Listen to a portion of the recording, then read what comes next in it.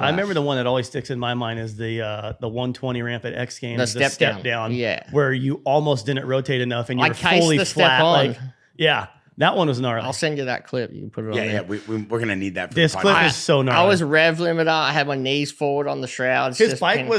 His bike never even got flat. Like his wheel stayed down lower than like the... Yeah, the back wheel never went above the front wheel. That's when you know it's like a flat 3. It was a legit 360. And I was lucky it was a step down. I got an extra like 5 feet dropping and 5 feet further to bring the rotation around. Otherwise, I would have splattered. That was the same year our buddy Nixie cased that thing in practice, broke both his legs. He broke wrist, his legs when he cased, and then he bounced off the top of the landing all the way to flat ground. Which was like concrete. Yeah. I don't think people realize how dangerous it is to ride a bike. It's gnarly. What you guys do. It's gnarly. You guys talk about breaking your bones and shattering. Like I talk about going and eating sushi. Freestyle, it's just like you another can't day. really have a small crash. It's pretty hard to have a small... Airbag landings have changed a lot of that. You can get away with a lot more with airbag landings. I've seen him get away with it right behind me. That's Salt Lake City. That was the first weekend I rode an airbag, and he crashed behind me. We were like telling each other what trick we were doing. Yeah. And he thought I said backflip knack, and I said just one-handed knack or something. Yeah. He did a backflip knack, slipped out. I looked behind me. I see him flying through the air. If he would have been on a normal portable landing, he probably would have broke his neck, and I would have reached the messed up asphalt bad. after the bottom of the transition. But Yeah. the airbag goes for an extra like 15 feet after, and it's about 3 foot thick. So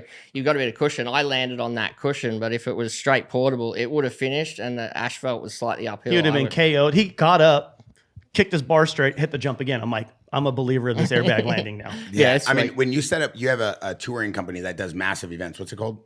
KSFMX. Yeah, and you set up airbags or portables? Airbags. Yeah, everyone's basically gone to the airbag now because it's so much easier for like storing, traveling, Safer? like packing it up. Way safer. Yeah, 100% way safer. Yeah. You just roll it out, turn the fans on in 10 minutes. It's pumped up, ready to jump. And then when you're done, like at the Supercross, I've only done one of them where we jump in the parking lot, the car park, and then roll it up and put it on a drag sheet out in the arena before the Supercross starts. Are you trying to have your American accent right now so he can No, understand you? I just said car park. That's Aussie. So they put it on the start straight, and then his accent gets so bad where you can't even understand him. I can go full Aussie. But yeah, then they'll quickly set it up and drag it out. Like if that was a dirt landing, you couldn't do it. If that was a portable landing, you couldn't do it. You would think like for a guy who doesn't ride a bike, and for the audience watching this, like you would think like the airbag like would make it like a little bit harder to land or a little bit more uncoordinated with your balance. No, it sinks a little bit, and that's actually kind of good. It's got to give, especially if it's especially for us with how shitty our bodies are. Yeah, if it rains or gets any moisture, like if it's the portable with the wood, as soon as you land, the first thing to give is your tires. It's slick. But with the Kevlar top sheet on the airbag, it sinks like a foot or two, so your tires don't have a hard surface just to instantly lose traction on. It sinks into it and basically gains traction. There's a few different companies for airbags, and I feel like Bag Jump is like what we ride.